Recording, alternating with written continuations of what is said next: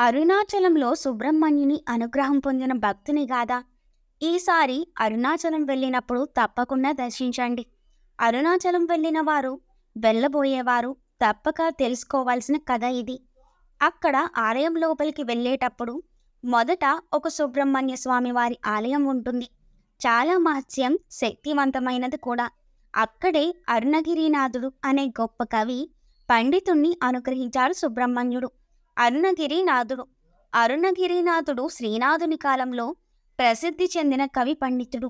ఇతనిని గౌడ డిండిమబట్టు అని పిలిచేవారు. యవ్వనంలో కొంత పైలా పచ్చసగా తిరిగేవాడట ఆయన. చెడు వ్యసనాలకు బానిసై తీవ్ర రోగగ్రస్తుడై కుటుంబంచే వెలివేయబడి ఒకసారి ఆయన తీవ్ర విచారగ్రస్తుడై ఉంటే ఒక సాధువు దైవ ప్రార్థన చేసుకో, ఆయన కృపకు పాత్రుడువిగా అని చెప్పారు. అలా చెప్పినది సాక్షాత్తు అరుణాచలేశ్వరుడు అంటారు. ఆయన తీవ్రంగా ప్రార్థించిన ఫలితం లేకుంటే తిరువనమలైలోని అరుణాచలేశ్వర ఆలయంలోని ఉత్తర గోపురం పైకి ఎక్కి ఆత్మహత్య చేసుకుందామని క్రిందకు దూకాడు. అప్పుడు కుమారస్వామి ఆయనను పడకుండా పట్టుకుని కిందకు దించి నాలుకపై షడక్షరిని లిఖించి తన ప్రసక్తిని గానం చేసి తరించమన్నాడు. అప్పుడు తన నోటి నుండి ఆసువుగా వచ్చిన కీర్తనే ఈ ముత్తైదారు పది. చాలా అద్భుతంగా ఉంటుంది, ఒకసారి వినండి.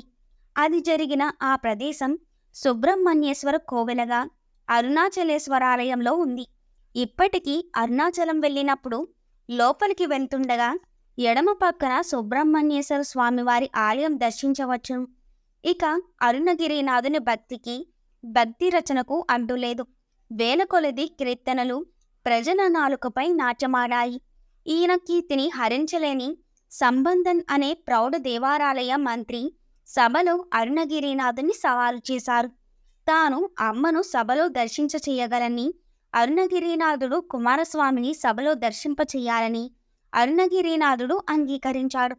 అరుణగిరినాథుడు దేవేంద్ర సంఘ వాకప్పు అనే గీతాన్ని పాడి అమ్మవారిని ప్రార్థించి సాక్షాత్కారింప చెయ్యలేకపోయాడు.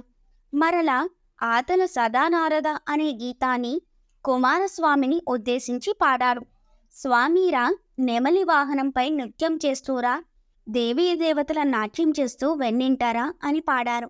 పౌడ దేవారాయ మహారాజు దెందెం ఆనందంతో నాట్యమాడగా వెంటనే దివ్యకాంతులు వెజ్జజల్లుతూ క్షయకాయం దర్శనమిచ్చి అంతర్ధానమయ్యాడు కుమారస్వామి.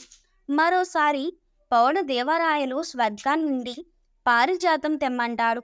అరుణగిరినాథుని గుడి తిరువనమలై గోపురంలో తన దేహాన్ని భద్రపరిచి అరుణగిరినాథుడు చిలక రూపంలో దర్శించి ఎగిరిపోయి పారిజాత పుష్పాన్ని తీసుకొని తిరిగి అరుణగిరి గోపురం వద్దకు వస్తాడు. చిలుక రూపంలో అతని శరీరం కనపడదు. అప్పుడు ఆ చిలక రూపంలో తిరుతనికి ఎగిరి వెళ్ళి అక్కడ సుబ్రహ్మణ్యేశ్వర స్వామి చిలుకగా ఉండిపోతాడు.